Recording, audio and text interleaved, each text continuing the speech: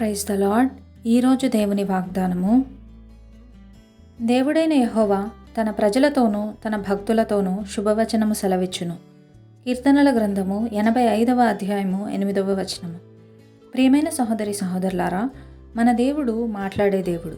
ఆయన తన బిడలైన వారితో స్నేహితునితో మాట్లాడినట్లుగా ముఖాముఖిగా మాట్లాడారు. అయితే ఆయన స్వరం వినడానికి మనకి సిద్ధపాటు అవసరం. ఆయన ఎడల విశ్వాసము, హృదయశుద్ధి లేకుండా మనం దేవుని స్వరాన్ని వినలేము. సమూయేలు దినములలో యెహోవా వాక్కు ప్రత్యక్షమగుట అరుదు అని వ్రాయబడిన రీతిగా నేటి దినములలో కూడా దేవుని మెల్లనైన స్వరాన్ని విని నడుచుకునివారు అరుదుగా ఉంటున్నారు.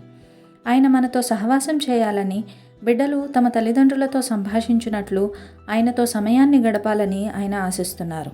మనం ఆయనతో సహవాసం చేసిన ఎడల ఆయన మనకు ఆలోచన చెప్పి మనము నడవవలసిన త్రోవను నడిపిస్తారు. కావున ప్రియులారా, మన పాపములను ఆయన సన్నిధిలో ఒప్పుకొనుచు విరిగి నలిగిన హృదయముతో ఆయన పాదాల యొద్ద ప్రార్థించి కనిపెట్టిన ఎడల ఆయన తప్పక మన ప్రార్థనలను ఆలకించి మనతో మాట్లాడతారు.